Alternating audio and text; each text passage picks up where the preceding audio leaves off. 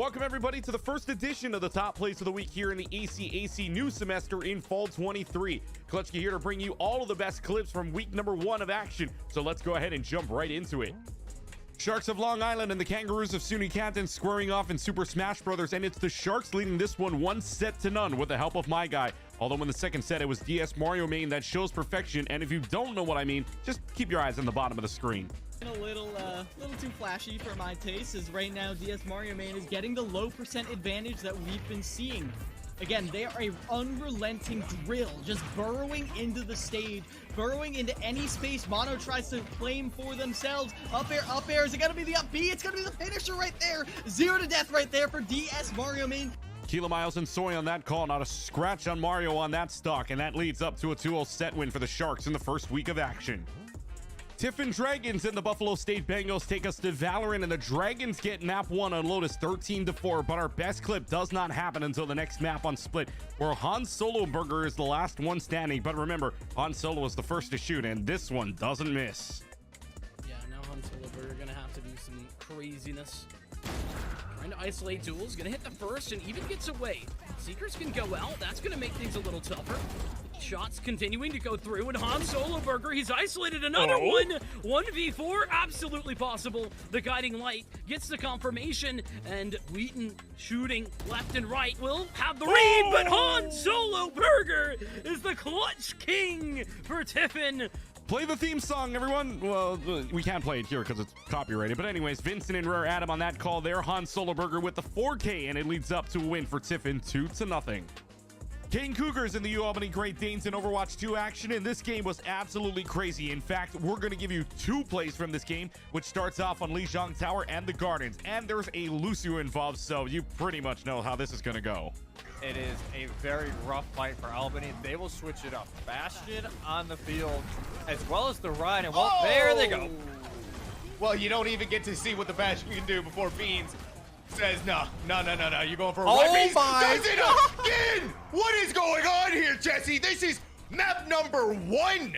I'll tell you what's going on in 4 words. Lucio Gardens top play. I mean, that's all that can be really said about it. But our second clip takes us to the next map on Nimbani, and this one involves Oh Faithful, aka the Nano Blade.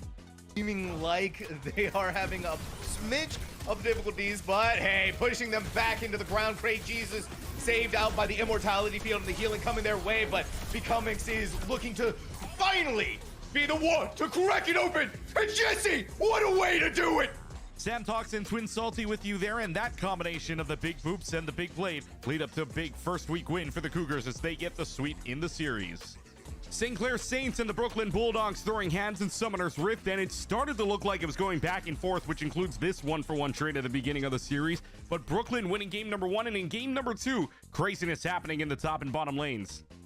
Does look doable, but it seems we might have a pair of dives across.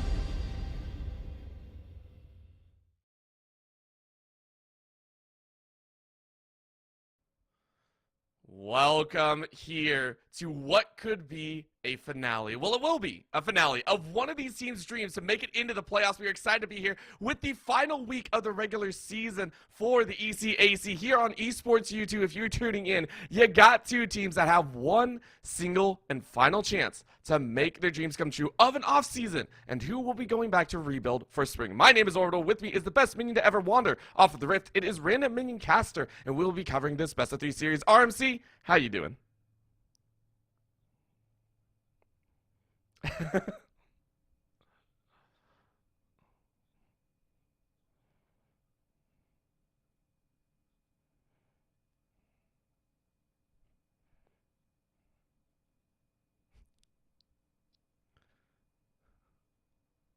Minions can talk. We're good. We're good. I very much enjoyed this. I think minions can talk. RMC, are you there?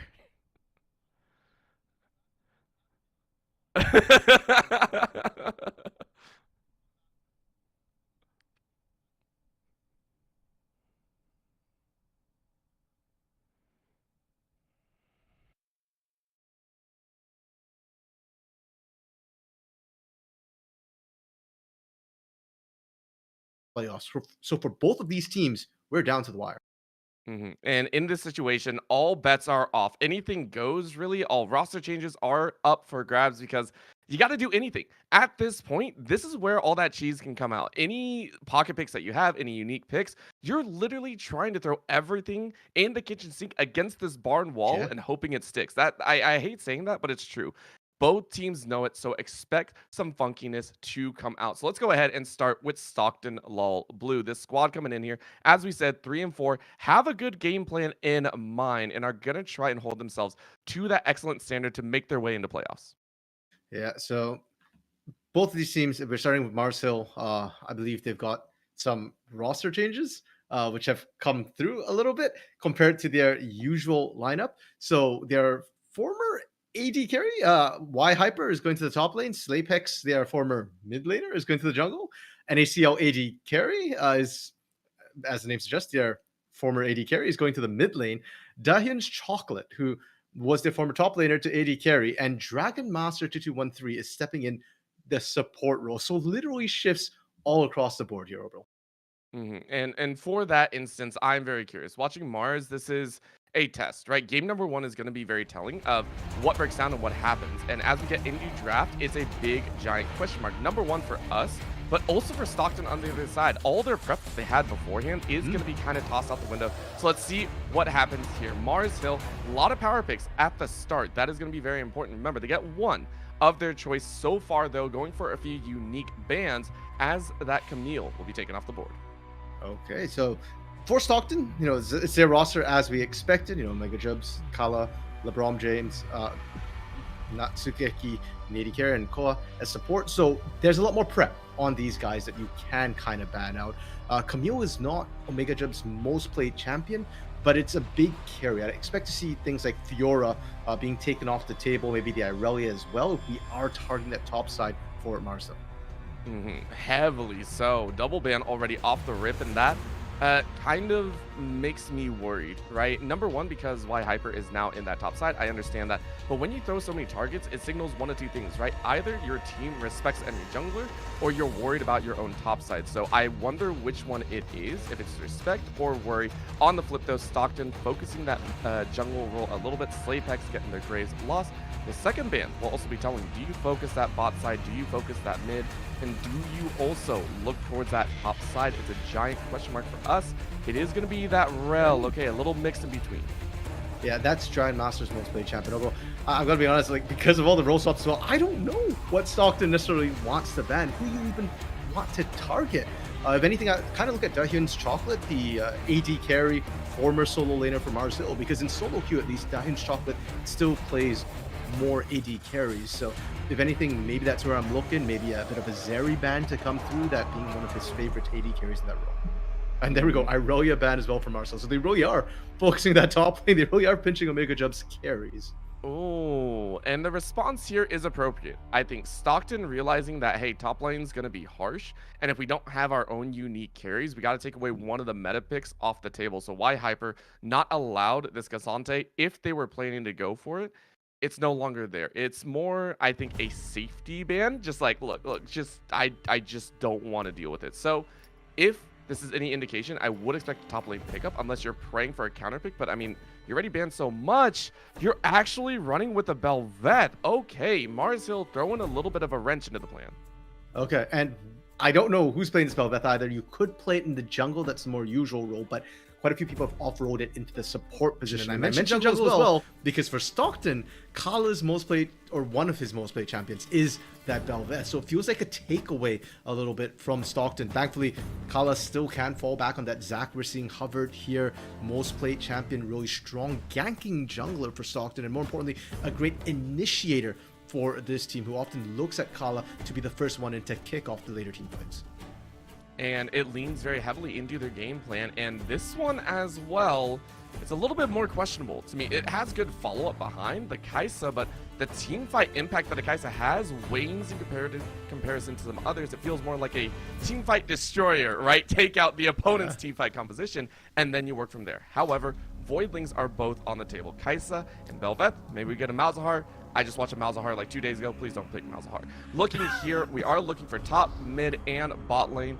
So many options are available, but the Xayah is on the table. I would really like to see the Xayah come out. I don't want to see you trapped by that Zac.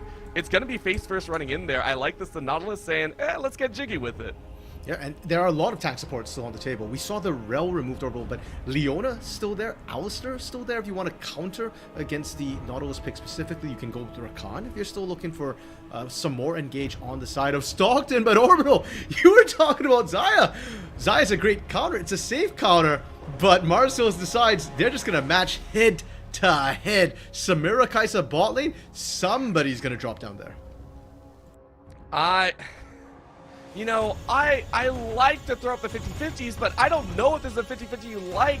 And the Thresh to come out for Denial, great versatility to come out of Cove. We know what a Thresh can do, and all of a sudden Mars Hill looking a little bit rough here. The Denial tools that Stockton are building are so good.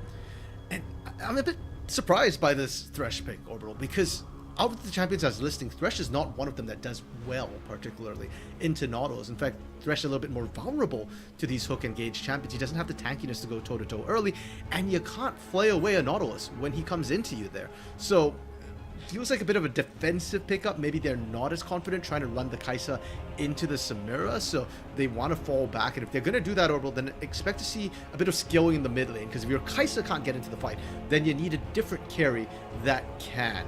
And maybe you get one in the top lane, but you need some sort of team fight threat. And I'm trying to think what top laner would be as big a team fight threat, whereas mid lane, you do still have scaling options to come through. Some things like Orianna, like Katarina, like the Syndra that got banned by Marcel. Well, it's a lot of options up there, but right now those mid lane focuses are going to be the range in there. Instead of going for hard scaling, it is about the range. Stockton hard going for that Xerath and the Ahri, saying number one is utility on that Ahri. We don't want to deal with it. The Xerath long range, though, I think is so much fun to follow up behind on the likes of a Zac and Kai'Sa, or to try and catch behind. So for NACL ADC 2023, those two mid laners are out. The Syndra, though, this is a general ban. Orianna's still on the table, by the way. Yeah, and that would work really, really well. Not just for the sort of ball delivery system that you already have with the Zac, but also just defensively for that Kai'Sa. If Samira kind of goes in on that, you can use the Shockwave to try and interrupt. But Orbital, as we we're talking about the Orianna, Marcel's recognized the threat as well, and they say, let's take that away for now. So Stockton, they're looking for a solo lane to be picked up, and you kind of have to blind one. I'm personally more in favor of Omega Jubs picking that top lane blind right now. There are a lot of options. You can go something like a Renekton. For Omega Jubs specifically, he's a big Mundo player. Oh, they're going mid, but that is a huge carry, Orbital. Aurelion Sol takes some time to skill up, but when he gets up there, he probably will do more damage than Kai'Sa in those big fights, 5v5 team fights.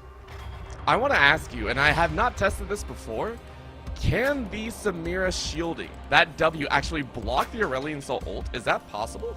Oh, I actually don't know if it's coded as a projectile. My gut instinct says no, but I guess we'll find out this game, Orbital. Because if Giant Chocolate can block it, it's going to be absolutely massive. For now, though, Marcel... Imagine. I'm horrified to think of if it actually belongs. There are some busted interactions. Hopefully that isn't one of them.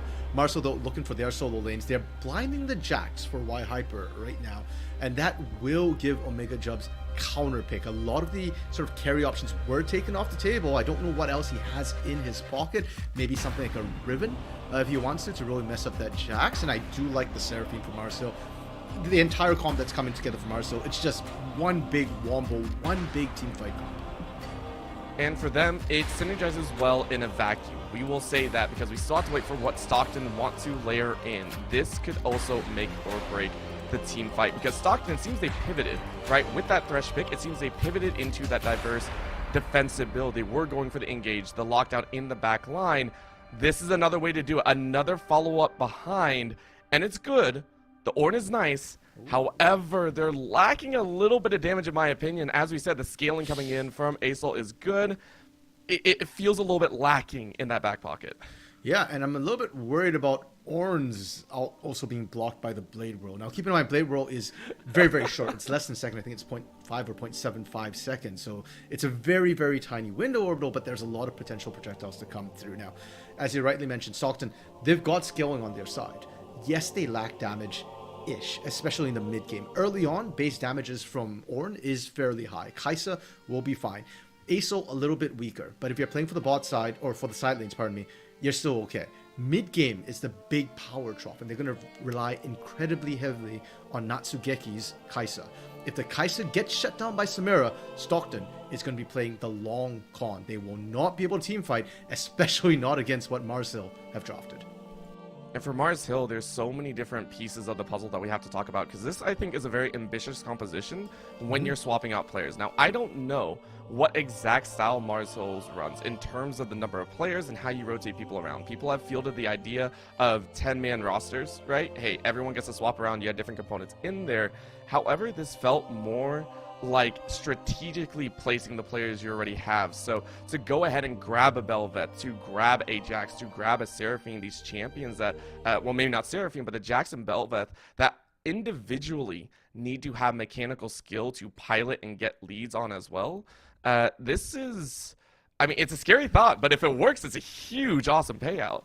Yeah, and I agree. When I saw this roster swap come in Orbital, we found out minutes before the game started, and I was trying to figure out, okay, what's the idea here? Unfortunately, I just don't have enough tape on these players in these different roles. We've seen quite a few of them play before Orbital, but not in these roles. So I'm really not sure what to expect. I checked in with their coach, Keotonic there, and he confirmed that this was a strategic choice. They had a long discussion about it. So I'm very much looking forward to seeing how this one is going to pan out. At least in terms of style, it hasn't changed too much. Both Mars Hill and Stockton do like their team fights, and both of them did draft their team fight compositions. It's just kind of different spiking and when it happens. And I guess for Mars Hill, they're saying that we are going to team fight early, and they're going to try and snowball this game as fast as you can. With the Samira, we've seen Samira take over games, or we'll give her a couple of kills. She's as bad as a Yasuo, as bad as a Yone for those 1v5 highlight reel moments. And for that reason, I would love to see Mars Hill really focus on that bot lane, shut down that Kai'Sa, get your Samira snowballing. Well, if you can do that, that's great. However, it's going to be denial tools on the other side, and let's focus in on that, because I think there is a specific champion that we're still not exactly focusing on that I will enjoy watching gank that bot lane. It is Kala. In that jungle role, it is the Zac having that slingshot available to disrupt a lot of what is going on. If you're trying to shut down a bot lane such as this that wants to engage early, being engaged on from Fog of War with the Zac, with the slingshot, is the surefire way to mess them up. Yeah, a lot of times with Zac, the sort of breakpoint we're looking at is level 5. That's when you get 3 points in that elastic slingshot, and you actually come out of that Fog of War. Before that, the range of the slingshot's actually not that large, and the charge up time kind of doesn't make it that effective unless you're hopping out of bush. But overall, the other thing about Zac as well is he is a melee champion, which means he gets in range inside that blade roll, and he can actually CC up Samira. And Samira's worst sort of answer, the way you deal with her, is to lock her down with crowd control. So definitely eyes on Kala to be able to stop that. But one thing Kala won't have early orbital when Bel'Veth is going to be popping in there is damage. Zac is not even that tanky early on either. You're relying on that passive, the cells there, the blobs to keep you back alive. But I'm going to be honest, if you're dead and your bot lane's pushed back, Samira, Belveth, they do have enough damage early to just kill you a second time while you're trying to revive. And it sounds like that means Slaypex's job is pretty much written in stone. Try and keep track of where this Zac is going while not falling behind in that farm game. Watching this Belveth try and slowly take over in one way or another, right? One way is, of course, the counter ganks. Try and catch that Zac, pick up kills on the back end, or just out farm the Zac. The Zac has to gank, right? I hate saying that, but if you're watching a Zac, if you're power farming and then at level 6 you're not ganking anyway, I'm like, you lost a good initiative of what this Zac wants to do. Granted, as we said, late game scaling is going to be good, but if the Belveth is able to get a significant lead, all of a sudden you got a nasty extra damage dealer to come out here. So RMC, it is time. These two teams sitting on the Rift. One last chance in a best of 3 series. Let's get into it. Mars Hill versus Stockton Blue. Alright, as we launch the Rift, we talk about Mars Hill Snowball. Well, they are already getting the death ball rolling with a potential invade with this Nautilus. And to be fair, if Natsugeki gets caught here, it's right. Oh, that Natsugeki's kind of upset. Like it's a foreseen thing, right? Like, you know the hook is gonna come out. You're still mad that you fell for it, right? Oh, at least he didn't get hooked. And sure, Yeah, Flash true, is traded. But if you're Stockton, you take what you can get. I love that LeBron James as well getting into the jungle, dropping a ward so they can better track where Slaypex is starting. And for Mars Hill, I love that they went for it, Orbital, because it's a very low risk, high reward play. There is Hex Flash and Dragon Master, so what's the cost of that particular play? Nothing at all. You burnt the Flash. If Slaypex goes down as we're expecting, then it's a much easier setup. Nice little start here. However, the start's not done. They're looking to be annoying. I love this. Okay, well, the check was there. Good things go down. Just, I want to be annoying. I honestly thought they were going to re-engage. I was like, there's no way this is Mars Hill's way of getting an early lead, right? Like, there is no way. No, they're okay. So, little safe pathing. They're going to try and hold this lane in the mid, and I like it. Well, I say that, and then they take a snap at a melee. 2 melees, actually. Okay, and Natsugeki was able to get there in time, I believe, to actually pick up all the minion XP, though not the first minion kill. So a little bit of go down, but that's fine. What's interesting to me, the Orbital, is also the fact that they opted to kind of go in there and check where Kala was. And Slaypex wasn't with them, because I think if Slaypex was with them, they actually could have cheesed the 3v3. I do think they're stronger. And Slaypex, are we going to get to see Slaypex? We're seeing a lot of the bot side of the map right now. we are hunting for a semblance of information, right? We are hunting for all the little animals and critters in the forest as well. For at the current moment, though, we are watching all these lanes kind of pan out. And as much as we talk about it, the camera was just maybe about 30 seconds early. We're panning down to that side, and now we get to watch a tiny sneak. Already a fight breaking out here. They're going to try and fight it off. Both junglers are joining in, and it's going to be dangerous, but Dragon Master is already quite low. Jump in early as Kala joins the fight, and just like that, it's first blood. We saw it happening. Now a kill back, though, as that will be Daeyeon's chocolate, feeding them their death. A knock into the tower, though, as it's a mistake coming out of Slaypex. All of a sudden, Daeyeon's is on their own, but 2 goes in their favor. And on the top side, we see a solo kill. This is the Ornn Assassin that we talk about, but the spot side, Daeyeon's not done yet. Another hook is dodged. Daeyeon flashes and gets killed. The heal gets out. It's 2 kills to the Samira. Okay, so we said Mars Hill, the idea was to get the Samira snowball in, and they went for it. I love the fact Slaypex started bot side and went for the bot lane gank. And if we ignore the top lane Orbital, yes, Stockton gets first blood, but look at where it went. Kala picks up both kills. Natsugeki misses about half a wave to just the tower because of how the fight went off, and Daeyeon's chocolate picks up both kills. So Mars Hill, they're happy with what happened bot lane. Top lane, though, is where the rub is, because the fact that Omega Jump's just soloed Y Hyper, that's not ideal for them. Sure, Ornn doesn't skill up as a damage carry, but if the Jax get shut down, that's kind of the issue there. Well, you know what also gets shut down and could be dangerous is Natsugeki. They don't know. They're going to walk out here. This is a massive minion raid, though. I'm not sure if you actually want to take that duel, especially since you're half health, but you're going to go for it. Ignite is up. They are saying let's go, but they die. I said I was a little bit worried. They are going to get the trade of ADCs, but now Dragon Master is taking quite low as well. A trade of ADCs. Massive wave lost, though. And you know what? You get the kill. I'm not sure if it's as valuable as you think. Yeah, it really feels like Marcel is just like, get kills at any expense. They're trying to snowball this, but the thing to note, Orbital, as you rightly pointed out, it's not worth it. Daehin's Chocolate didn't pick up the kill. It was Dragon Master finding that one, and Natsugeki getting back onto the board there with a kill of his own. So that one gonna go the way of Stockton. And I want to sing Koa's praises a little bit. This Thresh has been pivotal. It's not about the Nautilus Thresh match. It's not about that lane matchup because we're watching the top side. What a brutal shellacking. Are you kidding? It's not even close. The engage from Marcel, but it's the kills coming out for Stockton. Omega Judes takes that one away and says, that is rightly mine. An attempt on the top side as Mars Hill starts to flounder. LeBron James, unfortunately, not able to secure the kill there on that particular play. Omega Chubb is picking up yet another one, but yeah, as you mentioned, Orbital, that one is an issue. That was a shellacking. And for a second, I thought Slayfax was going to get up. The damage reduction that Belveth gets on that static position there is just such a big difference maker. But the roll-up just solidifies and still. And Stockton, they're dominating this top side of the map. Let's not forget, that's the second kill we've seen on that top half. Omega Chubb was winning before. He's dominating now. I mean, one more fight like that is dangerous, right? As much as Mars Hill is enjoying this fight, I think it is correct to say, as you said, they are fighting for fight's sake, right? Trying to get kills at any expense, and you have to worry about that expense after a while. You can't sit there, spend money time and time again on limited currency unless you have an unlimited bank account. It just doesn't work. So we'll see if they can continue. Right now, that bot side aggression, though, has none of them their first Drake, and it's only a minute behind, so that's already a pretty secure. Stockton, unfortunately, will not have control, so at least it is a global objective game for Marcel. That the Marcel is recognizing their strength. We talked a lot about Stockton's strength being the top lane.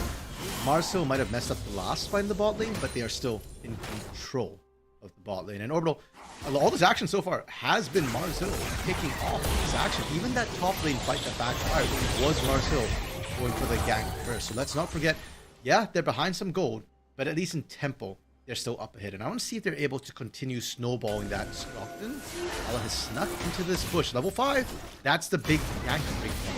Oh. Well, you know, I saw it on the minimap. I wasn't sure how hard it was going to hit. Apparently, it hit pretty dang hard. Level 6 off the rip, and Omega Jub saying Omega dubs.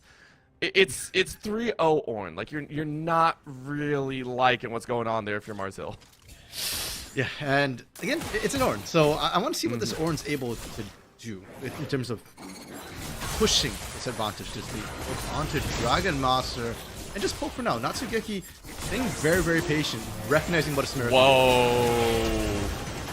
Daehyun hits level 6, immediately goes in for the fight, and honestly, in a 1v2, that's impressive. Daehyun's Chocolate says, I got the strike, and Dragon Master's like, oh, okay, you do, I'm sorry. And that's precisely why I was praising the patience from Natsugeki and Koa there. Even if they kind of landed the hook onto Dragon Master, they didn't want to fully commit because they know the CC has to go on Samira. It's not about this Nautilus. Kala, though, looking for the counter gank, sitting in the bush patiently here.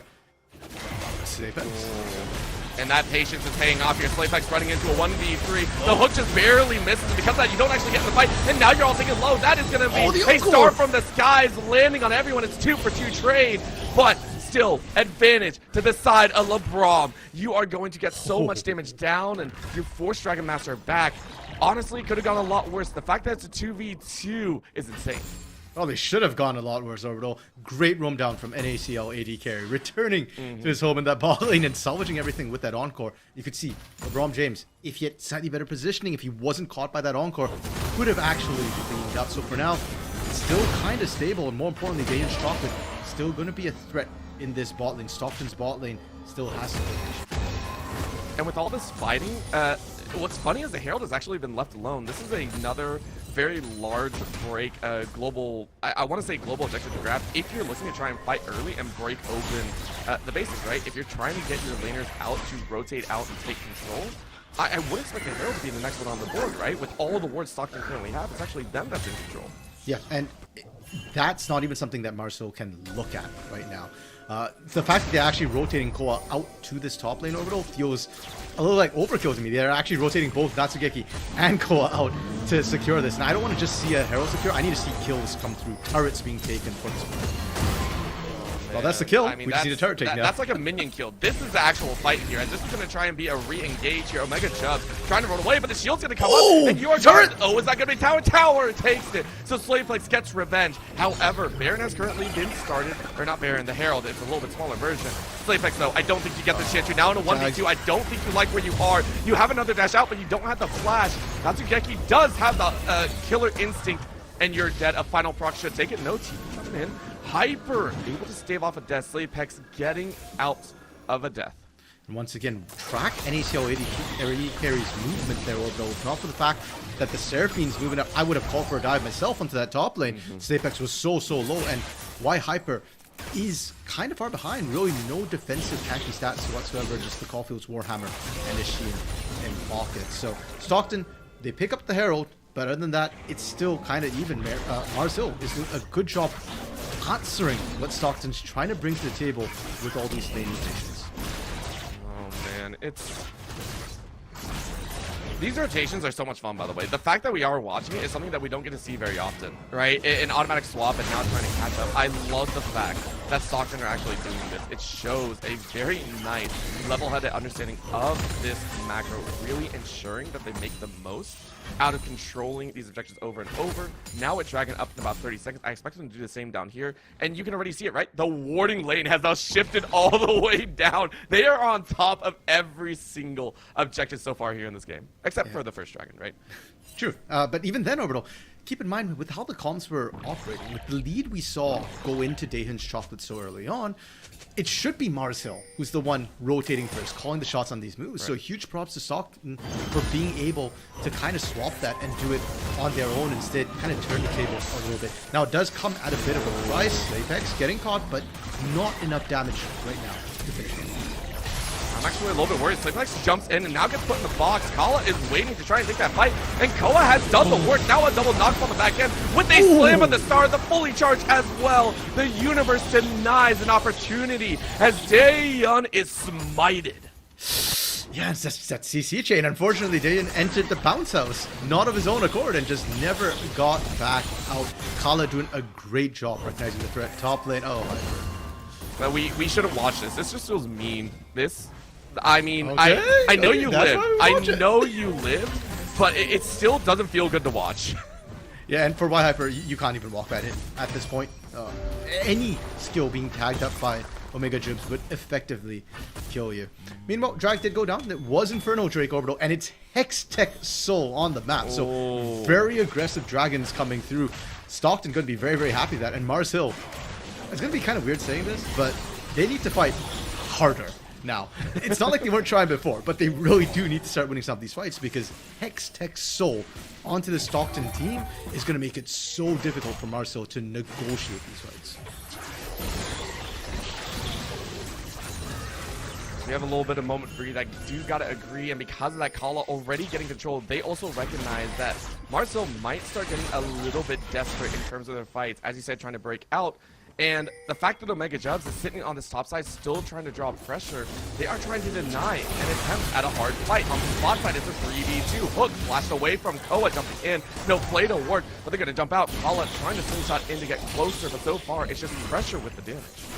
Apex trailing behind Kala there, but I really don't know if Apex can stop this push from going through. Herald being dropped as well. And keep in mind, Omega Jubs does have teleport available.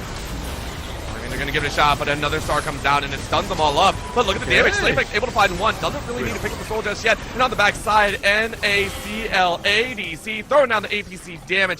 The tower dive going very awry as Slaveplex is going to get more than just two. Flashing, not over the wall. A little bit too big of a hitbox.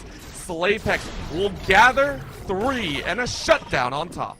And that's the win Mars Hill needed, Orbital. That's what they need to start taking control of the game. We said fight harder.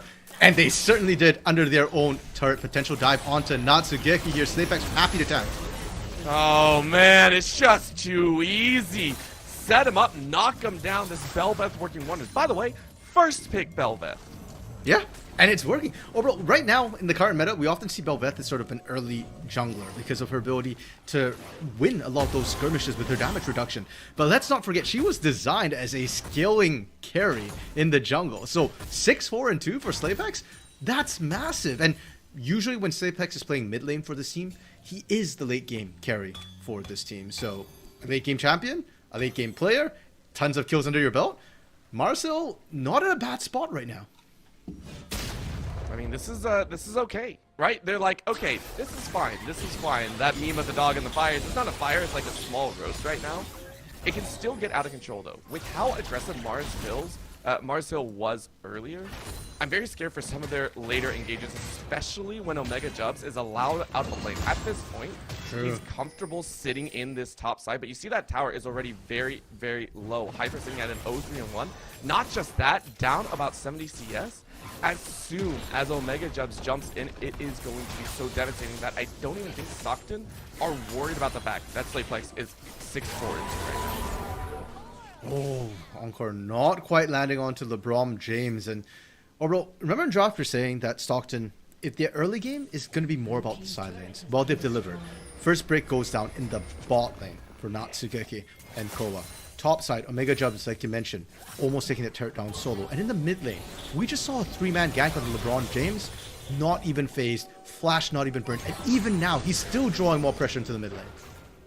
It's so good, right? Like, I'm really enjoying how Stockton are dealing with this kind of over-aggression, under-aggression points. They have nullified a lot of what has been going on, taking advantage of some of those fights as well. This top side, I mean, we keep going back to it. Omega Jubs gets that second tower for the team, and now it's a spice of life. That tower falls just in time for the Dragon as well, and there is a time. After the tower falls, it's time for a bit of revenge. A 1v4 to come out. Good knockups, good stuns, not a chance to throw the Oran Horn. Kala, though, you jumped into the mix because the rest of the team is here. ADCs are not joining, but you don't need the ADCs. Look at the CC, the team fight from Stockton, sending everyone to school.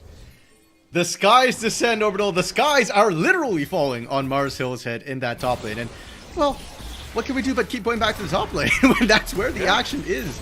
Now that everything else is done in the mid lane, we're seeing the AD carries go at it, and Natsugeki actually able to answer back with great aplomb. Not what I was expecting when Samira already has that Duskblade. Great position. Oh my gosh, and they're even fighting now. Slaypex given the opportunity, and this is the other side, right? If Slaypex is allowed to fight without any hard CC, you're good. As slam against each other, though, as Slaypex loses or wins out because there are no more damage, his caller realizes that yes, you got that Herald once again, but you pay with 3 dead.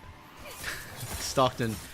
We keep going back to draft order 1. We have to go back once again because we talked about Stockton's lack of damage. They have 2 carries, 2 damage sources, LeBron James and Natsugeki. In that fight, Marcel correctly identified that, and we said 80 carries are dueling, which means if they kill LeBron James, they win that topside fight. You saw Kala and Koa, unfortunately, just don't have the damage to carry that fight. So, great target selection by Marcel, and their reward for that is going to be this dragon that we're worrying a little bit about. Marcel stacking that up, and as scary as it is in Stockton's hand, it's equally scary in Marcel's. If you can slow them down, keep them in that Inferno trigger, Daeun's Chocolate, well, going to be more than happy to just rip everyone a new one. Well, now that the battle lines have been drawn, we get to the fun part of the game. We talked about and set up the fact that, hey, you know, Marcel, they're looking towards that mid game, they're looking to power spike, as Stockton are looking to try and blow past the mid game into the early. Both teams have accelerated the pace of the game a little bit with the gold, and the fact that Omega Jubs is already sitting at level 12, those ornaments should be coming online soon. I'm excited. Like, I'm ramping myself up right now because I want to see the fights break out. I also want to see Hyper get a little bit of help in the team fights and look to try and boost their score up ever higher. That's fair, and overall, I'm excited for team fights too, because we haven't really actually seen the full 5v5 team fight, right? Stockton's 2 carries rarely together on the same side of the map. Mostly the ganks on that bot lane, and that wasn't equal numbers. So, in a huge 5v5, that's what both teams kind of originally wanted, but now I think Stockton wants it more. Whereas Marcel, they're kind of happy with the way these small skirmishes are going, especially if Daeun's Chocolate can split up the enemy's team and chew them up piecemeal. The Inferno Trigger ultimate cooldown is very, very, very short.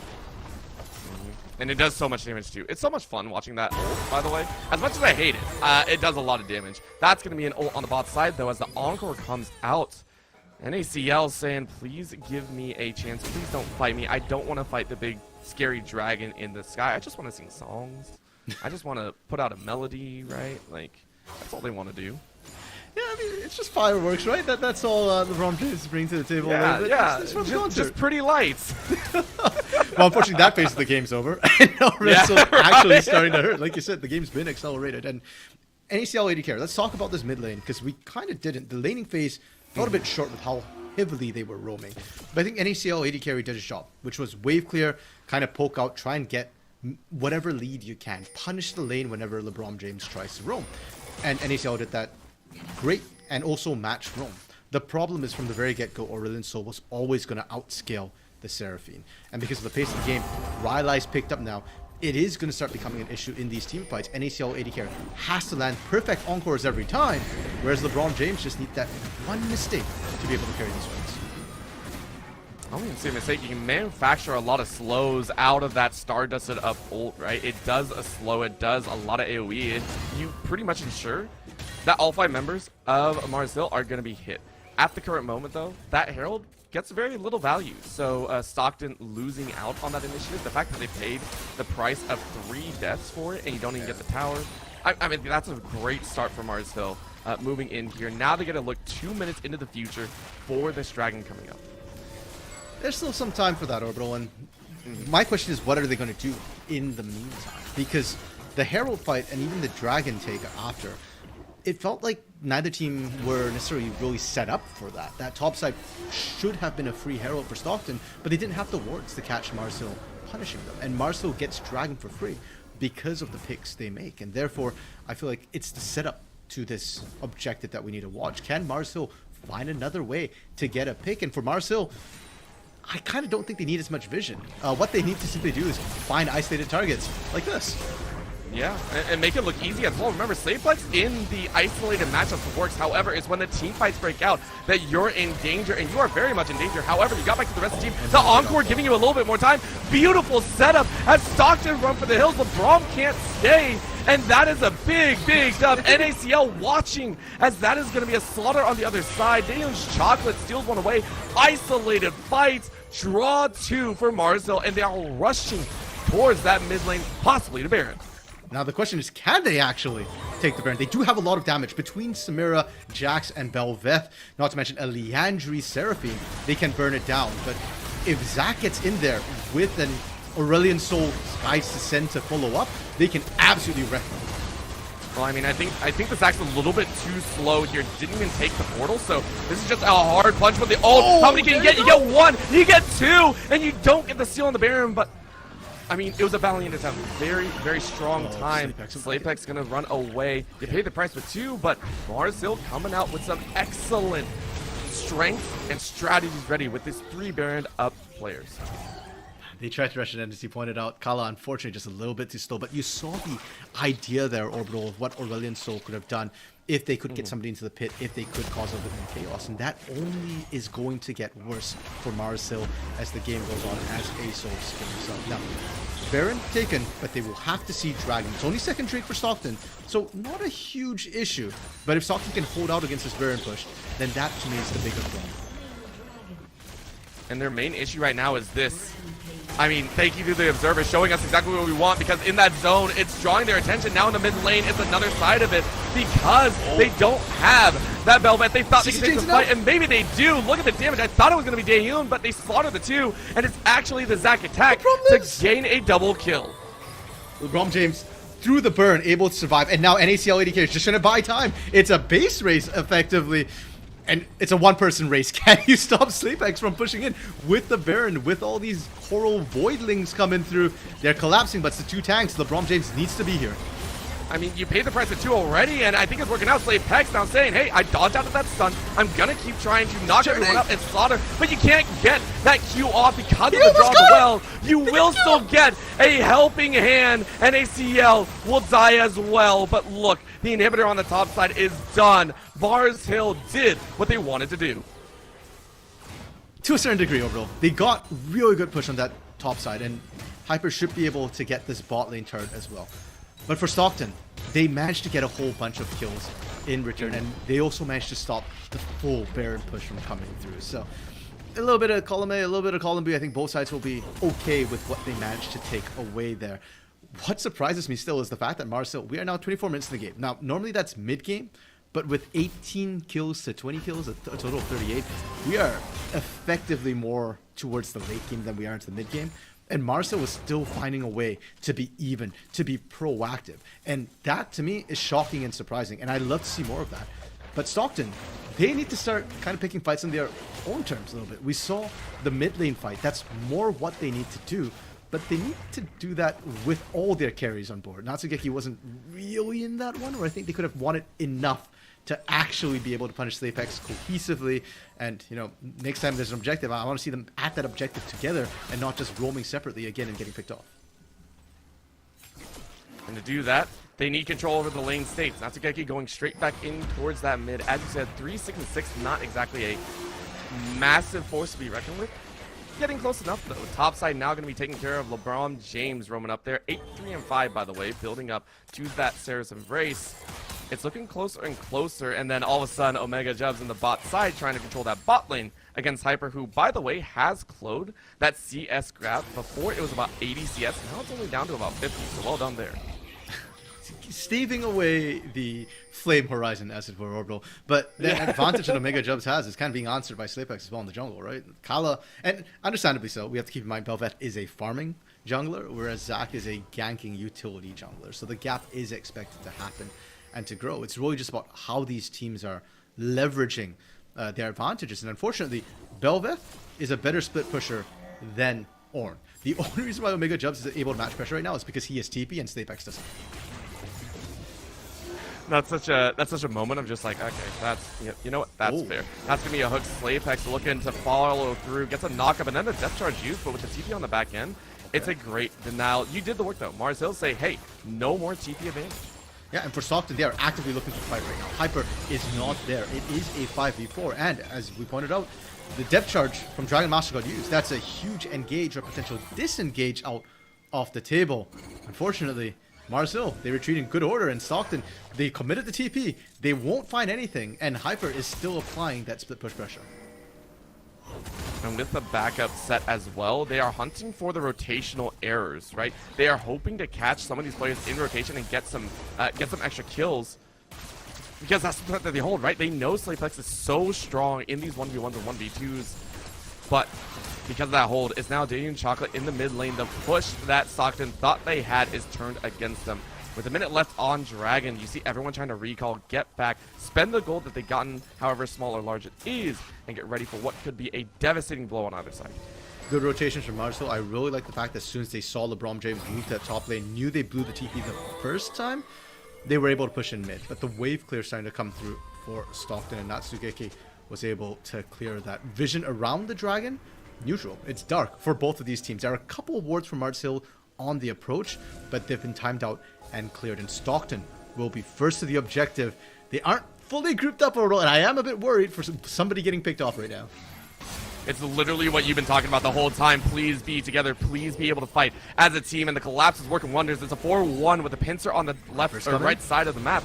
And they back away appropriately with that TP. Slapex looking to try and fight. That's going to be the draw. Slingshot ready. And they get 3. They got the zone. Can anyone follow up behind? That's the encore to grab 3. That's going to be Natsugeki having to run away, but they are soloed out. The star comes down, but does minimal damage. It is going to be Mars Hill to brutally win this team fight. They are chasing so far. No one has touched them. LeBron James is alive. And because of that, the output is turned. All of a sudden, the fight is turned on his head as Stockton, this team fight squad, burns their way to victory. Marcel went for Dragon Orbital. They were thinking about taking it, but they went for the wrong Dragon. They needed to focus the A soul first, and LeBron James, over the wall, in the blue buff, was just untouched for the entire first start. Yeah, sure, he had problems getting the Q down onto multiple targets, but when the fight committed for real, LeBron James was able to output that. And for their pain, Stockton, Dragon taken. They're going to rush for Baron.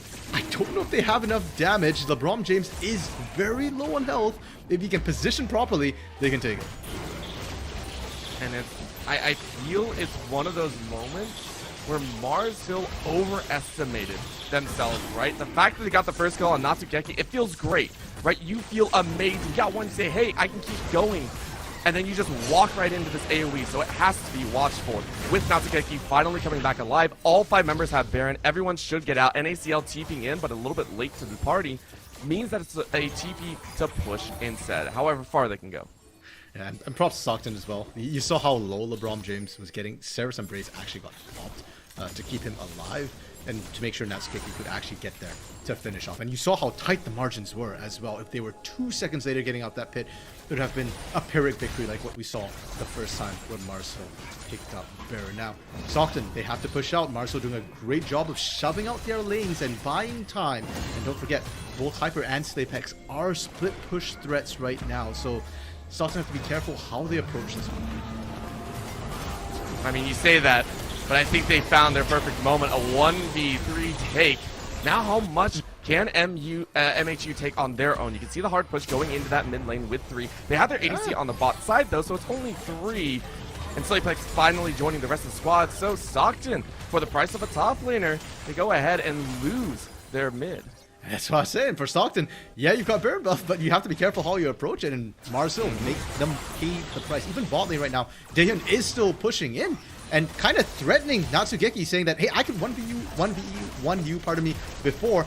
I actually have backup this time. I'm loving it. Mars Hill making this feel like a negative Baron power play, as I do want to point out, this is a big difference, right? Stockton took the first 2 towers of the game. Since then, they have not gotten a single one left. This will be the first one in about 15 minutes that they've been able to collect. They do grab 2 at the same time, but man, it was a 7-tower run for Mars, so that is exceptional work. Yeah, and for Stockton, they're not too worried about that. They knew their comp was always going to be a late game comp. So now they're online. Now they can push. But overall, with Baron buff, as you mentioned, negative Baron power play, right? Those are the first they've taken this Baron, and that's it. They can't keep pushing. They are actually resetting on this with another minute left on that Baron. So Mars Hill, still great defense, still really stiff resistance to come through. And the game is still very much in question. The skilling favors Stockton immensely. But Mars Hill are still in it, and they're still contesting. And so for the likes of Stockton, you know Mars Hill is in it. So what do you need to do to kind of break this out? Because you have been playing to the tune of wherever Slapex decides to go. And you've noticed that LeBron has had fantastic moments, but you need to kind of approach this in a very unorthodox way, I feel. How do you ensure LeBron stays alive? How do you ensure, well, you know what, I keep trying, okay, no, we have a moment. How do you ensure that Stockton get that right team fight approach? Okay, so for Stockton, I think they already kind of know what they need to do. They know they need to play front to back, and LeBron James has been positioning very, very well in the last couple of fights, making sure he's not going in face first. And that's all they need to win. Natsugeki is kind of that hidden threat and not really the priority. Mars Hill need to focus out the Aurelion Sol. So as long as LeBron James makes sure he's not first one in, they're fine. Mars Hill don't have a great way of diving that Aurelion Sol through an Ornn, through a Zac, and even through a Thresh. There you go. Just play that front to back. And I mean, I personally, whenever that happens, I want to stay in the mid lane, right? Just stay in a very open spot, basically power down the lane. You can see all sides that they're converging on. For Mars Hill, though, it's looking for that flank. Why Hyper, even though your 1-7 base does have 2.5 items, that's the flash forward, though. Slapex looking for the opportunity, gets hooked out of it. And now the Ornn Horde is coming from the side. Triple knockup, and then some love. Braum is still very much alive, and the burn is there. You called it, RMC. If you don't touch the dragon, you don't touch the fight. It is GG and a half as NACL is on the run. A great route to stop LeBron from being able to chase him, but it doesn't matter. The whole team is up. They're not even waiting for minions, as Ornn and Zac can both tank up these turrets. And NACL AD carry trying his best to wave clear as much as possible. Dragon coming up in 50 seconds. The fallback is probably a bit early, but Stockton do need to recall if they want to contest this. They have multiple low health members right now. I mean, that fight went about as clean as possible, right? You said it, you know, fight in and open, front to back, and it worked. And honestly, I feel like Slapex was getting a little bit frustrated. We saw twice now that they were trying to jump in and take that fight. And yes, you have 16,000, almost 17,000 gold in your pocket. But look at the gold amounts on the other side, right? 14,000 in Omega Jubs, who has already given out all those ornaments. You are looking at a fully lethal group. If your engage is not micro perfect, you are going to leave your team to death. So Slapex needs to be aware of that. Yeah, and unfortunately, it looks like the time has run out. Stockton has hit full-on late game stage. I mean, LeBron has almost caught up with Slapex in terms of gold, in terms of the item breakpoints as well. So for Mars Hill, I do want to say though, I understand where Slapex was coming from. You don't want the game to drag out, and so he was looking to engage. He's the only one who can survive the engage, but the problem is he's also the bulk of the team's damage right now, even above Samira. So if you have to engage, you can't do damage. They're going to try here. That's going to be another low jump in. Encore able to land on 3. huge drop there, but the ult's coming in from the backside, and it's still going to be a kill. Omega Jump able to take through everything. Slayvex gets annihilated. It's a 3 for 0. Daehun tries to get in the back line. In goes the Inferno Trigger, but it only blooms for a second. Instead, it is snuffed out by Winter's Grass, and it is going to be GG. Even we take a look here as the game knows it. Unfortunately, we know this game is done. Taking a look there, we can hear the Dragon be taken. What a fight from the side of Stockton. Yeah, and you know, if you look at those damage numbers a little bit overall, you can see that Slaypex, second highest damage, NECL AD carry actually did beat him up. Oh, are we going to get to watch the ending of the game? I think so. I think so. Okay, so we saw that happen, but let's go ahead and keep going here because 35-19 at 35 minutes. And I don't think there's much suspense at this point overall. The fact that Stockton have won the last, what, three team fights back-to-back and in great order is starting to show. And Mars Hill, again, the idea was good, but it needs to be, as you said, micro-perfect. Everything has to go their way. And it didn't. Hyper, a little bit too late to reach that backline. Daehun Chocolate, a little bit too little damage to kill off LeBron James. And once again, LeBron James is doing such a great job playing with the walls to make sure that it's so difficult to reach. I gotta say as well, the fact that this was an ASOL, I believe, blind pick behind, it was such a good pick, right? Like, I am loving this ASOL. Any unique picks to me deserve praise. And in this instance, it has been that singular controller, this this supreme overlord, just dominating with the stars and dominating it every turn they go. I'm not sure. What are you looking for? What are you looking for? Are you gonna do the move? I obviously you can't do it anymore, but just going for the move speed. Also, we gotta say, taking a look here, I did take a look at the items. 22 stacks on the Magi Soul Stealer, having a bunch of fun.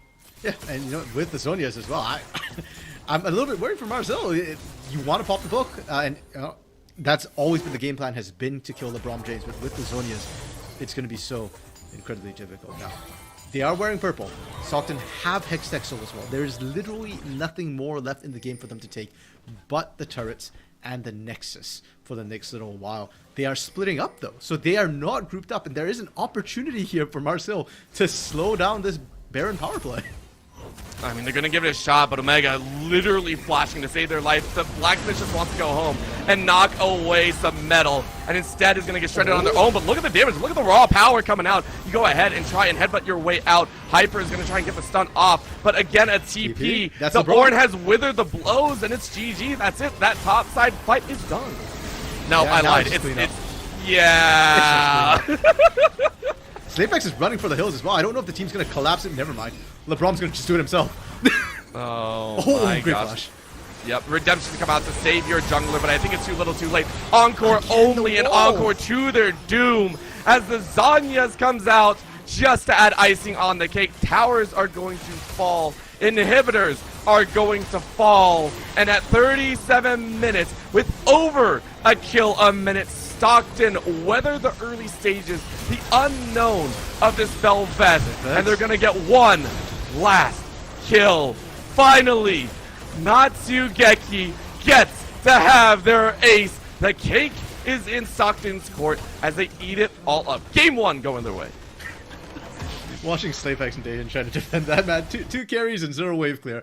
You know what? They did what they could, which was they tried to kill the champions. It didn't work. But overall, we're looking at this game, dominance from Stockton. They drafted the late game draft. They weathered the early game storm. And what really impresses me was the way they weathered the early game storm. They didn't play it slow. They didn't play it from behind. They went, if you want to fight, we'll fight you. Maybe their comp didn't have the right power spikes for it, but the hands were willing and the heart was not weak. So they actually did manage to match Marcel blow for blow and just accelerate the pace into their own favor. So going into game two, Marcel, you know, you've got to reevaluate a little bit. The strategy wasn't wrong. And the roster swaps honestly looked quite good. They managed to try and shut down the Kai'Sa early, but the mid lane right now is the problem. LeBron James needs to be punished and cannot be given these sort of hyper carries. In that instance, a lot to think about going into game two. Of course, we have a lot to think about as well, namely, which side of the team's going to take. Let's go ahead, go to a short break. We will be right back with some more League of Legends action in just a bit.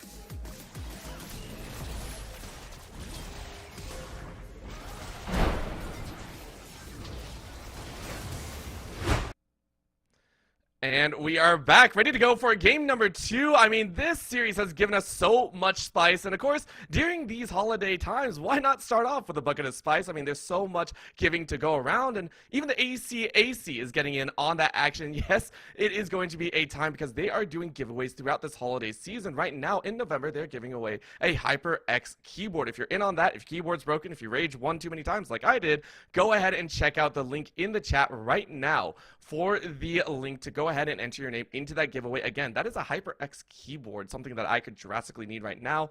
For right now, though, we are talking about this series. Stockton, right now, we're surprised a little bit at the absolute fire that was burning in Mars Hill. Early game, very aggressive, very volatile, but Stockton held strong and were able to win it out. And Orbital, we're looking at game 2 in this series. We want to make it a series beyond this game 2. Mars Hill need to make some changes. Now, I don't think they were wrong in what they brought in game 1. I like the idea. You pick a hyper-aggressive bot lane. You lane swapped Dahyun's Chocolate down to the bot lane to the AD carry role, which he mostly plays in solo queue. And it worked. And you want to play hyper-aggressive. You lane swapped Y Hyper up to the top lane. That's where I want to see the change, is put Y Hyper on a utility champion. Not something like a Jax that needs farm so that he can bring more utility later. And maybe in the mid lane, either something that can punish the Aurelion Soul a little bit better, or something that can skill up to match the A Soul. Because Mars Hill did a great job early game. They played to their composition strength. But Stockton could hold out, and that's the issue. I don't know if I'm confident enough in Mars Hill to be able to end pre-20, and if they get their A Soul again, or an equally scaling champion for LeBron James, what's to stop him from repeating game 1? I think not much. So that's why we're going to watch here in this draft. Mars Hill's still on that blue side. They're looking for the hill to climb over, reach that top, and go for game number 3. Stockton, though, putting stock in their solid gameplay and hoping for the best. So far, though, still a little bit of targeting in that top side. And granted, for the amount of bans that were thrown Omega's way, Omega had a crushing game in the individual matchup. I didn't quite see if he did manage to flame Horizon at the end, but Orbital laning phase was definitely all Omega. And for Mars Hill, I expect to see similar bans, because if he can do that with an Ornn, he would destroy a game with a Camille, an Irelia, or a Fiora. So I think same bans coming through from Mars Hill. Stockton is the one I'm actually a little bit curious about if we see a change, because Slapex was an issue. Yep. The Belveth was a problem. It was blinded. It was first pick. And so if you are going to ban it, you have to ban it in the first ban phase. At the same time, again, if your whole game plan, as you said, is just wait out until that late game, I think they did well. So, really, what do you put stock in? What do you say needed that priority? Again, we know what Mars Hill are going. The Cassante, though, this time second. Keep this in mind. It is second ban, which does give me hope that they are putting a lot of respect on that Belveth's name, possibly third ban. Yeah, because last game, it was the Graves Rel Cassante. Now, I don't think the Rel is going to be anywhere near as big an issue. Even if it's Slapex bringing it into the jungle, Rungle in the jungle isn't that scary. It's not a carry. And Dragon Master was good, but frankly, between the Rel and the Nautilus, I don't see a big difference happening in that ball. I don't know if you can accelerate Dagon that much harder with a Rel. So I'd love to see the Belveth ban here. And just to confirm, Mars Hill did indeed keep the same 3 bans as expected. The exact same 3, and there it is. RMC, you talked about it, right? Hey, respect where respect is given. Take that away. And now I gotta kind of see, is Slapex actually going to try and first pick a jungle as well? Because that might just be a pure comfort, right? You grab that Belveth, you say, hey, I'm sitting on this the entire time. This throws a little bit of a wrench in their hands. And the other side of it is Hyper. We said, hey, the Jax may not have been the best choice. Do you grab a tank? Go ahead, grab that Ornn for yourself as well. Go on Ornn duty. However, this is another great call. Another champion that you said might be a good change up, the Orianna to Bully in the early. And this raises questions for me for Stockton, because A Soul into Orianna is an interesting matchup. The lane heavily favors Orianna. She can really punish A Soul's sort of lesser mobility and his more linear pathing, and Shockwave can interrupt him as well. But on the other hand, how confident are Stockton in this A Soul, right? If LeBron James game 1 was beautiful, a thing of... okay, that tells me they've got confidence in it. They're saying that we think you can handle the lane just fine. You don't have to win it, just to get out even. And LeBron James did that last game, and it looks like Stockton's putting stock in him to do it again. Yeah, they're doing it. Might as well stockpile their way to a victory. That's stockpile number 1. Now, we have to look on the other side. We really do have to keep track, because as much as Stockton had these power picks, also took away the Nautilus, by the way. So Dragon Master will be on a brand new support. as well. I like this. So, again, Slapex did extremely well in a carry role, but now you get the chance to influence the rest of your lanes, and paired with that Orianna, it is a brutal combo. Yeah, one of the OG ball delivery systems. Oh, I really like this one. Like I said, I thought the Samira... Hold on, might go back yet. I thought the Samira bot lane was fine, and especially with something like a J4. Keep in mind, Slapex ganked level 2, level 3, bot side clear into a gank right away with the Bel'Veth. Jarvan does it better. Mixed feelings, Orbital. It's not the Samira. You're not going to have that early game dominance. They're not going to try and speedrun this, but Xayah is a safer champion to pick up. She's got that better mid-late game compared to Samira. She can get in there. For Stockton, though, picking the Zac here does mean that there's an opportunity to ban the Xayah counters. Things like Sivir, who can out-team fight her. Things like Jinx, who can outrange her. Things like Zeri, who can move around her. Well, you get 2 bans, but you get to remove those sort of options. We're not banning Kai'Sa here. We are banning Kai'Sa here. Okay.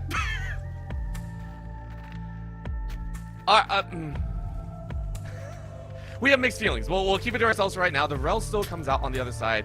Dragon Master not allowed to play that champion, so double support bans in the bot side. Again, we can appreciate the recon. Everyone knows why.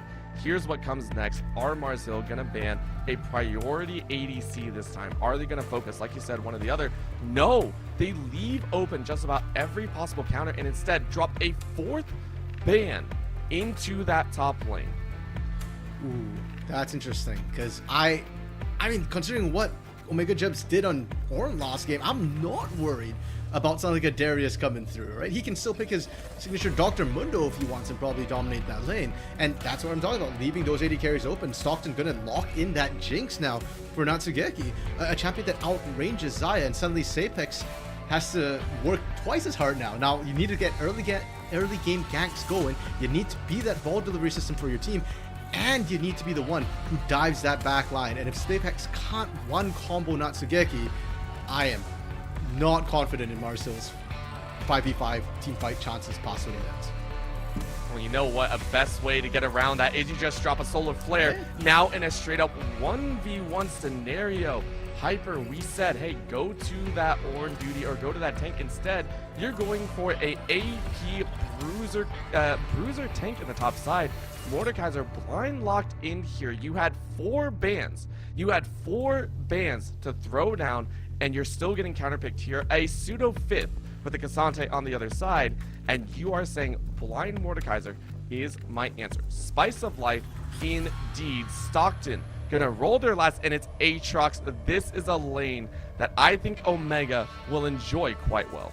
Yeah, and I love the adaptation from game 1 to game 2 for the side of Stockton. They won, and still they made changes. They banned the Bel'Veth, and they're giving Omega Jubs now a champion that can take over with a lead.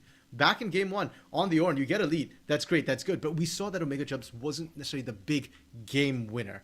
But with that sort of lead on an Aatrox Orbital, he will absolutely dominate these team fights, especially, you know, even lethality Aatrox, which I think is still the more preferred build. You can 1v5 on that Aatrox. So Omega Jubs now needs to be shut down. Bot lane and mid lane both need to be shut down as well, and more importantly, not allowed to scale. Mars Hill, they already had an uphill task, but with the adaptations from Stockton, this has become Herculean for them. Oh, well, you know what? They're excited to go, and honestly, I do prefer this draft a little bit more. This is a bit more standard to my personal taste. I want to see what NACL can do. I want to see what Daeyoung can do as well. I want to see what Slapex can do, and if Hyper can surprise me, let's go there as well. This is going to be the very last chance for Mars Hill University to move on into the next round of playoffs. This is a chance for Stockton to stamp a 2-0 victory and move on as well. Now let's talk Mars Hill Orbital, because as you said, this is do or die, and they're the ones with their backs up against the wall after game 1. What does their early game look like? Well, they don't necessarily have crazy dominant lanes early levels. Mordekaiser needs some items to really come online early on. Not the easiest matchup for him. Orianna can be a bit of a lane bully, but it's not sort of high kill threat. It's more poke and zone control, especially onto something like an Aura and Soul, who not the most mobile in lane and also needs time to skill of its own. Bot lane, Leona, good for early. Xayah, less good for early. So what I'm saying is, Marcel, the lanes aren't where I'm really looking at. It's the jungle. It's Slapex. It's this J4 who can pull off a level 2 gank. Where Slapex goes, that's where I expect to see action happen. And for Marcel, that action has to happen mid and bot. I'm sorry, White Hyper. I think I'm relegating you to utility Mordekaiser. I don't think that's the lane you go to. I think it's Dayan's Chocolate, Dragon Master, or maybe NACL AD carry if you think he can dominate that 1v1 with the lead. And the fact that he started on the bot side, which I understand is the proper route for a J4, it still feels bad because it's identified that, hey, you might not be able to fall into Dayan Chocolate and Dragon Master, so maybe we just see the straight up level 2 come out here. However, level 1 already, it is going to be that blind level 2 jump in. I like this call here. Level 2 on Slapex, flashes up if you so choose to go. Dragon Master is taken quite low. Flash out by Koa at level 1. Honestly though, well played by Stockton. Very, very clean getaway. Yeah, and unfortunately for Marcel, the fight started early. Omega Jubs and White Hyper going at it early. I'm not sure you're actually enjoying that as we see the flash expand on the top side, but bot side is really where we want to watch. Koa gets flash on and no flash available for you. Means it's a beautiful cleanup setup. Mars Hill, we talked about it. They have to get aggressive. They have to get some dubs, and they do it here on the bot side right away. First of all, top lane went a lot closer than I was expecting. I did not expect White Hyper to get so aggressive early, and he was actually kind of winning that till Omega Jumps hit level 3. But bot lane as well, I was just going to praise Natsugeki and Koa for recognizing the aggression that was going to come through, and because they forced the fight early, Dragon Master Exhaust had to be used early, and that was why Slapex couldn't get in position. But then they didn't respect the fact that J4 might still be hanging around, and they get killed, and now soloed out, or I guess not soloed, but 2v2'd out. So from bad to worse for the side of Stockton's bot lane. And the thing is Natsugeki did not expect it. You can actually see that flash still up and available. That means that Dragon Master used that Hextech flash, was able to get right in range. The Ghost was the only thing burned. Well played, Mars Hill. Understanding they need to keep the pressure up, and I expect it to continue until Kala tries to jump in, and that's why Kala is getting run out. This early pressure is putting a difficult position onto Stockton University. Once again, Mars Hill feels like they understand the assignment. They have to try and find early leads. They've got to leverage this J4, and they're doing it perfectly. Slapex with the invade the top side, and they continue trying to push out LeBron James. And Orbital, it's kind of like how game 1 started, where Dayan's Chocolate, Dragon Master, they got those early kills. So Mars Hill, they're off to the races again, but we've seen Stockton bounce back. Can they do it in game 2? I think the only difference in game 1 is it's not trading kills. Right? We're not seeing a plethora of kills go back into Stockton's favor. We're also seeing a nice save here as Hyper and Slapex are going to try this once again. Deja Vu is the problem, though. Remember the last time they tried to 2v2? It got denied, and it's happening once again. The bounce house is real as Slapex has no flash. You are going to get run away. You have the shield up. Do you have flag and drag? No, you mess it up! Oh, Slapex, the horror. Slapex will be killed. Somebody check that the team's got the right script. This is the game 1 script, as you mentioned, Orbital, all over again. And again, Omega Jubs is the one to pick it up, but this time he ain't on an Ornn.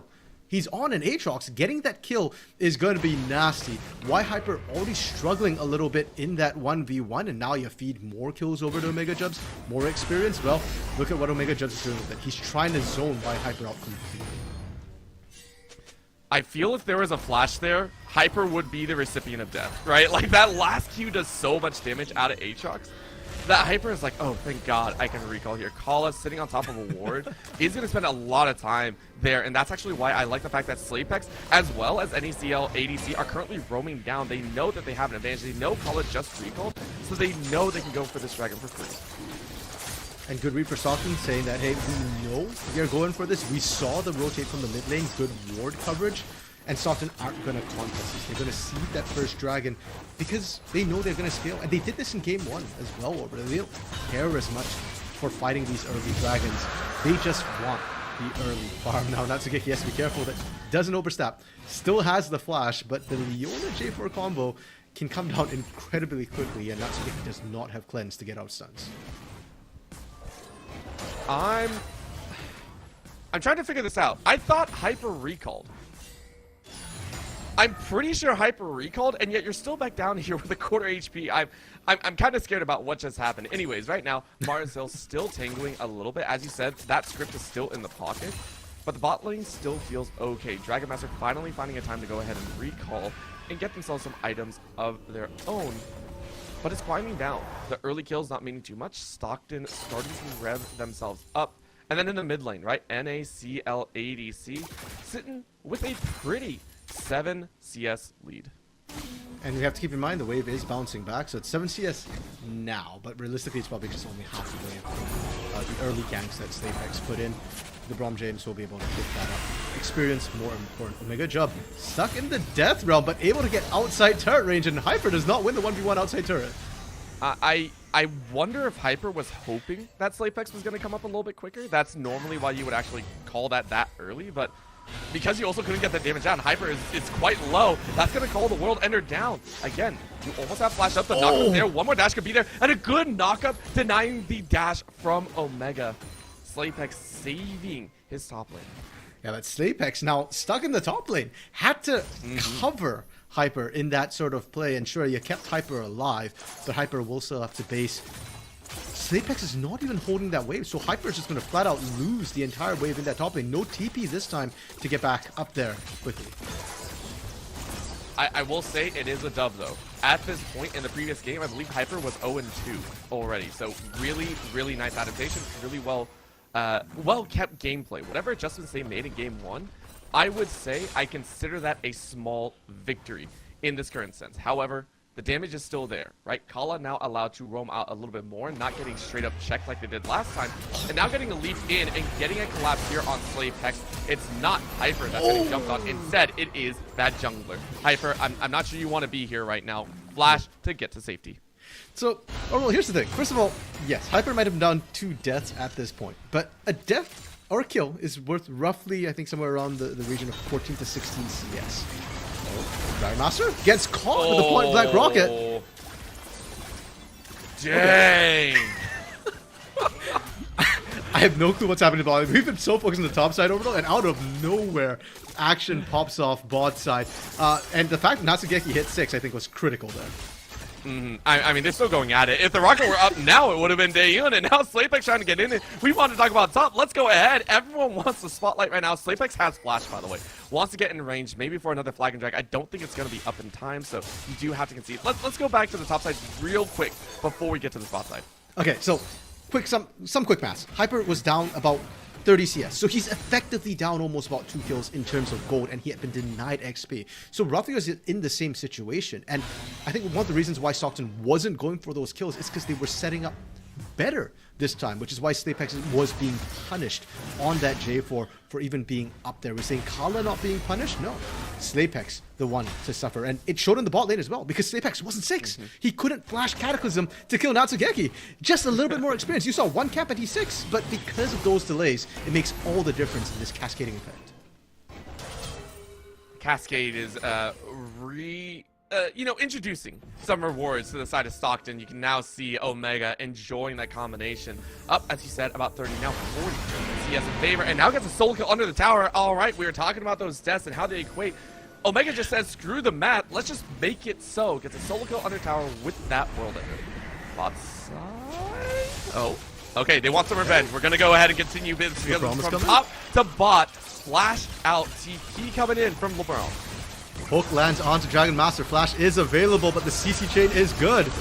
All right, I wasn't expecting them to go ahead and continue, but they are with this Herald and Mark. It is going to be Dragon Master to fall. Natsugeki gets it. A bump out as SlayPex gets forced into the front line. Says, I don't want to deal with this. But with that burst, it is a well-fought battle. Natsugeki getting another. Herald gets the charge off as well. Stockton gets everything they wanted. Orbital Dragon come out in 15 seconds as well. So they're in perfect position to rotate onto this. And Mars Hill, you didn't contest the first fight.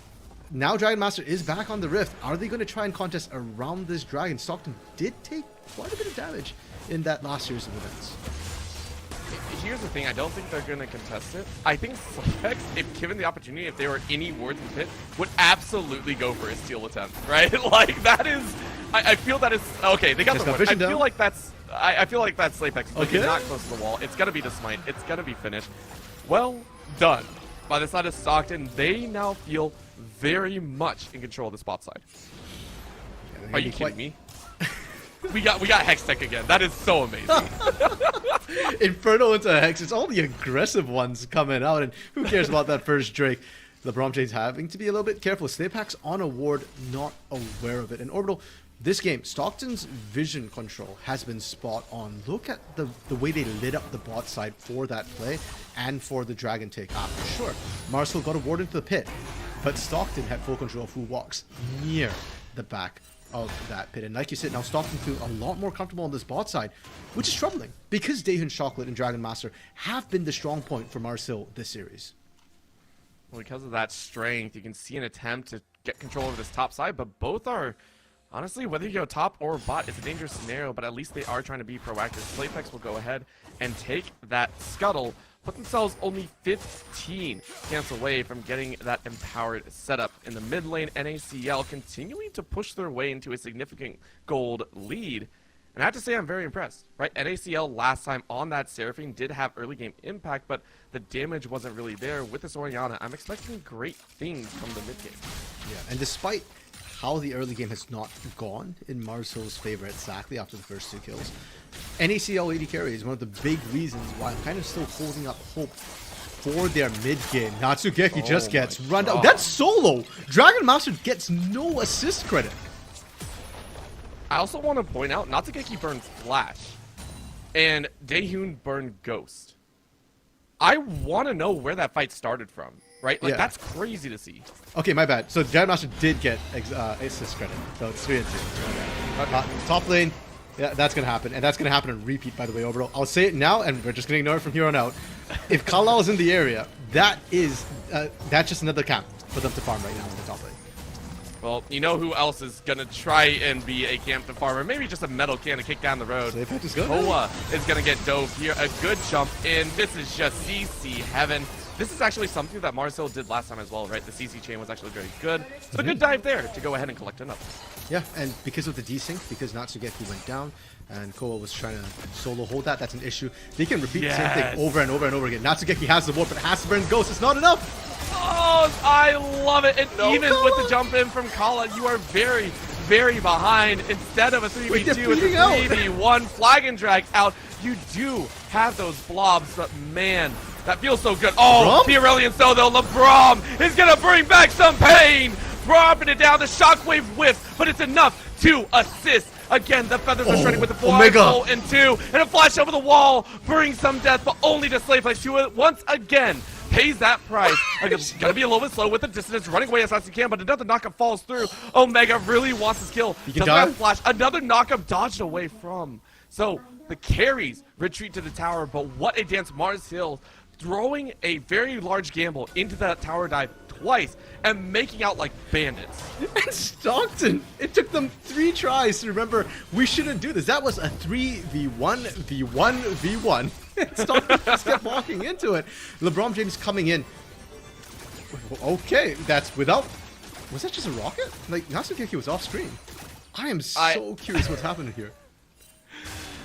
It's something. Let's go back because this is the mix that we were talking about that we want to see Marcel do once again, right? This kind of chaotic pace. We said in game number 1, with the champions, we weren't expecting a whole lot, but we did expect them. Like, they played it well. They're doing it here again, and this time even more kills into a much harder carry, right? This Xayah currently has 5 kills.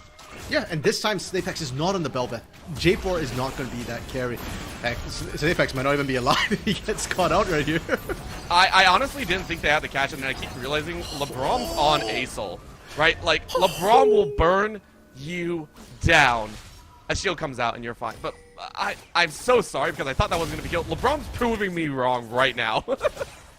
Yeah, and that's one of the things with ASOL too. You're moving, you're able to follow up. Imagine once that Rylise is completed. Omega 1v1 in right now, no flash. Oh, and the feathers actually do so much work, and just like that, Omega can't carry on. 4-0-1, by the way. And having to draw the TP, Daehun Chocolate really making things work here. That's still really scary. Now, the Ghost is up for Daehun's Chocolate, so this gets a lot easier. And keep in mind, this is possibly the worst matchup for Omega Jump specifically, because Xayah has the Blade Call, has ways to slow you down, has ways to root you in place, and Aatrox doesn't have the gap closer anymore. But up against anyone else, and that includes Orianna, this Aatrox is going to have a much, much better time. And you saw the TP come down as well. If anybody shows up, if there are 2 people, Daeon's dead to right. So Mars still have to be very, very careful about who they want to send to deal with this Aatrox right now. The other side is it's not the assassination Aatrox, right? That's actually a Gore Drinker, not the lethality combinations. And that means that you can sustain a lot more, which means that you can go ahead and put this one in the middle to stave off any aggression around this dragon. It is going to be the 3rd Drake to be taken. But Slaypike says, hey, maybe we can get around. No, good dodge over the wall. And Omega draws time, right? It's a free dragon for the side of Stockton as they're looking towards that mid lane. After the dragon goes down, comes a fight between. The shockwave lands on 2, but it's not going to be enough. Koa just walked away out. Daeun looking for a follow-up behind, and I lied, it's not just one, but the rocket denies your HP, and out goes multiple members. This is Stockton, the roll through after losing the carries, and just like that, NACL trying to fancy feast their way around, but you're doing that against an auto attacker as Omega follows up with the assist. Kala with the double kill. Oh no, we saw that in game 1 too, right? When Natsugeki goes down early in the early game, or the early mid game, we are past the 14-minute mark right now. Stockton were losing those fights, but this time, critical difference, Omega Jubs is on a carry, and the Aatrox is doing so much work. He ends the fight almost full health with the thanks to that Gore Drinker. Now, Y Hyper doing what you can as the Mordekaiser. You're not picking this Mordekaiser team fight necessarily. Not at this point, not when you're behind. Taking the turret is a good answer to the pressure Stockton has been bringing down. But, yeah, you can see right now why Hyper can't hold this lane. So it's like, yeah, great, you took the turret, but now you need backup. Slaypex is in the area, but he wants to farm his caps. I mean, even that claw is a little bit dangerous. You don't want to draw him to you. Y Hyper is going to draw him into the realm of death, which might set him up for a couple more chunks of HP. Omega now dropping into the world and getting a slam. One more auto that could take it, and you do. And now all of a sudden, Slaypex doesn't want to be here. That is the danger of the Mordekaiser. You now push your jungler into a dangerous spot, gets drawn back with the lockdown. But Omega jumps, doesn't have another jump, doesn't have the flash. Instead, going to survive and keep this wave under tower. But again, the pressure that Omega Jumps is putting down, the fact that you can't even 2v1 him. Let's make this very clear. Yes, Omega Jub's health is kind of low. It's because he ate turret shots. If there's no turret in a 2v1, Slaypex and Hyper, I don't think they can even kill him right now. And because of all this attention being drawn up there, LeBron is pushing in. Do they have damage here? I think they do. However, with that Gore Drinker, it was going to sustain for just a little bit longer. Shut down. Goes away as Slaypex, but not before expending an ult as well as multiple flashes. I actually thought Omega Jumps was going to turn into tides. I was just waiting for that Gore Drinker pop to just heal him back up. Okay, so maybe Hyper and Slaypex might be able to kill him if they can get him kind of low to start. Still really scary though. Mid lane, Daeon Chocolate was actually able to hold the mid, and that's critical because if they had lost mid as well as letting LeBron pressure bot side, then it tells me that Marcel can't actually play out a neutral state of this game, and they have to constantly start seeking desperate plays. Desperation is the name of the game as Stockton are starting to build themselves up. We talked about it, the foundational footwork for this squad. Play together, front to back. Not that front though, not that front, Natsugeki, please not that front. That's gonna be a TP coming in. That's the front line that I know and love. It is gonna be the absolute star of the show, LeBron, and with that mid lane, it's broken. And they can keep on pushing in. Once again, Y Hyper trying to split push. This time doesn't have a TP option to rejoin the fight. So Daeon, Chocolate, and NACL ADC, 2 carries, trying to hold off entire wave. Really? Stockton's going to let them? Okay, Stockton actually reset. Go ahead and, you know, play it smart. And you know what? I don't hate this. Once again, this is the situation that they do. They don't take a whole lot of unnecessary risks. Stockton, we saw in game number 1, they are willing to give up space, and even surprised me, they give up a lot of space just to ensure a little bit of safety and peace of mind. One of the big things is I think Natsugeki doesn't have any summoner spells, so you don't want to get caught with your pants down. So I think that's a big one at least. Who needs summoner spells when you're that far ahead and you've got an ASOL in your back pocket? But no, you're fair. You don't want to risk it, right? Like, if you give over kills, you shut down bounties, that's an issue. And LeBron wanted to pick up the Medjais, so the next fights are going to be much more impactful. Mars Hill. Oh, I love this. They swept it. They're sneaking it. And Stockton are caught with their pants down. They didn't even think about it. I mean, this is what desperation breeds. It breeds opportunities. I mean, it's still very slow, don't get me wrong, but let's see. No one's checking this, by the way. Yeah. This is what, like 30 seconds gone by? What a play, Mars Hill! Good gold influx into Marcel, but you can see overall they're still behind. And normally when you pick up Baron, you want to push with it. This time, you're trying to stall with it for Marcel. I don't think they're actually going to be able to push out. And Stockton will still dominate these front-to-back team fights. So how do Marcel want to play this? Well, I'd love to see sort of a 4-1 split push, but without the TP on Y Hyper, sending the Orianna to split push gets really, really dicey. It's the I hope I have enough clicks in APM to get away from death. That's what I think. For right now, though, our eyes are drawn to a little bit to mid, but top side is where MHU are currently situated. They are hunting for LeBron, who is all on their own. The start is dropped, but I think they almost got the kill. Very, very close. He's out. What an escape. Well played, but you still lose the top side. Yeah, and Stockton, they just didn't rotate on that push. You saw them coming from outer top lane turret, but they wanted to get the dragon instead. And granted, Hex Tech stacking is a thing, but I think they actually could have defended both. As it stands, LeBron James survives, but has to blow the flash. And Marcel finding ways to get gold to stay relevant in this game. This is, I mean, again, for how crazy game number 1 was and how hard it was kind of see Mars Hill try and find opportunities, this time around there are, I would say, clearer conditions, right? At this time, Stockton had slowly watched, I want to say a lot of their towers fall.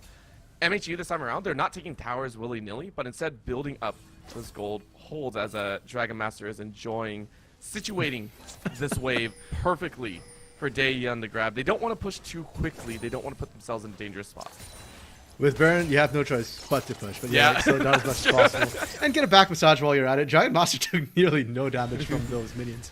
Now, for Marcel, though, these are all sort of just micro things. The bigger thing they still need to find is picks or a team fight win. In Orbital, we know how they're going to find picks. It's not the way they've been doing it all game, the way they did last game. You know, CC, Locka, anybody who's split off from the rest of the team.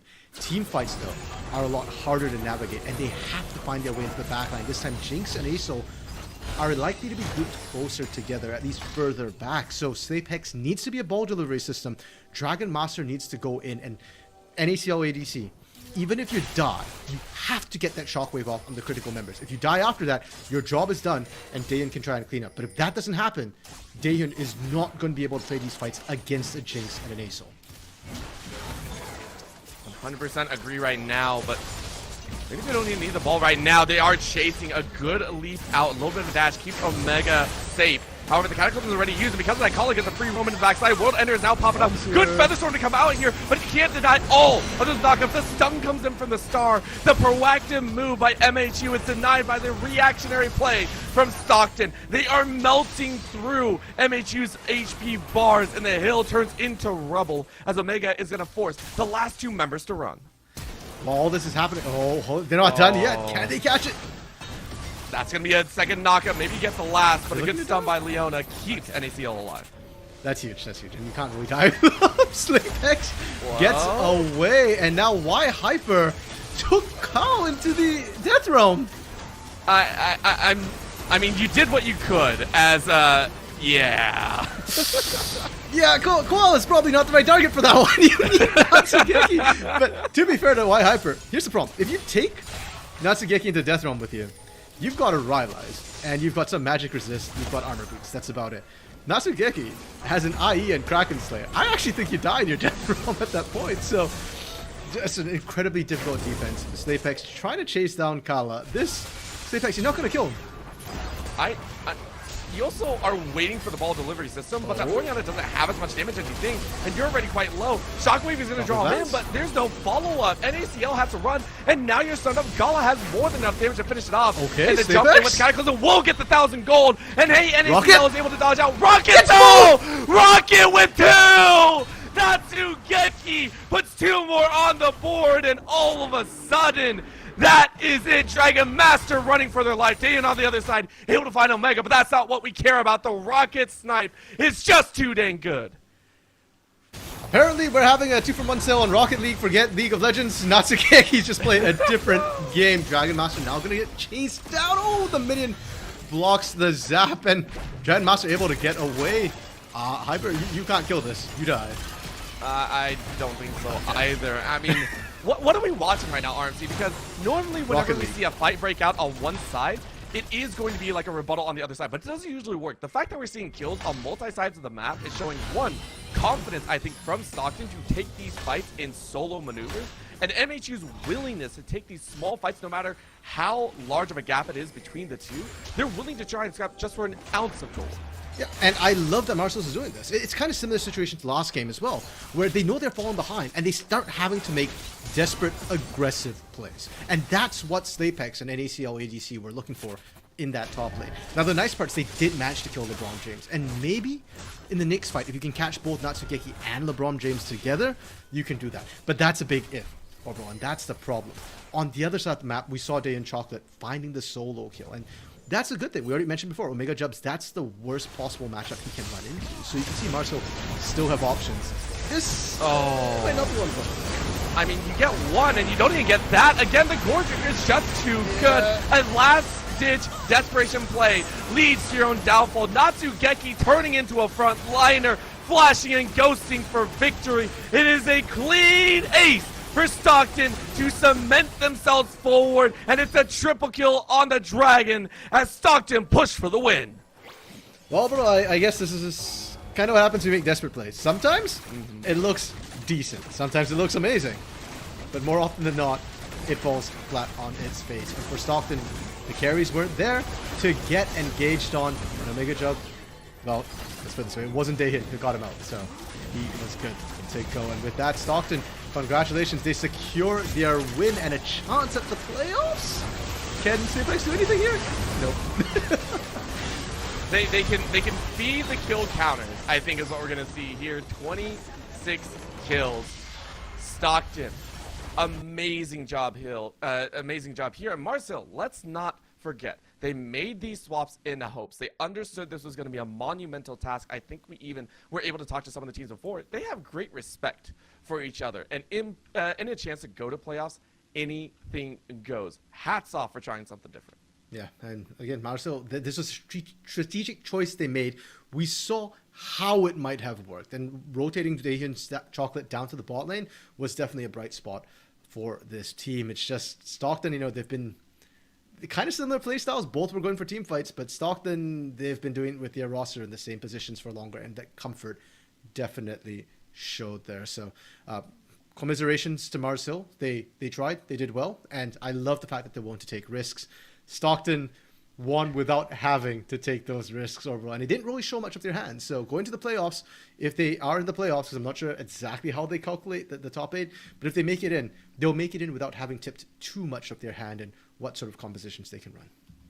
Well, you know what? There's one composition that they love to run right now, and I got to ask you, RMC, in the next series, are we going to see an ASOL ban? Give it to me straight. Are we going to see that ASOL taken off the board? Did their opponents watch this game or no? Because if they didn't, I think they still get their ASOL. But if they did, they might. If there are answers to ASOL. We have to keep in mind as well that NACL ADC was the mid laner this game. He's not a mid laner, so his champ pool might not have had the answers to this ASOL. I do think that teams going up against Stockton, especially in a best of 3 or best of 5, you can afford to take a risk game 1 and try and pick a counter instead. If it doesn't work though, then you start slamming those ASOL bans like none other.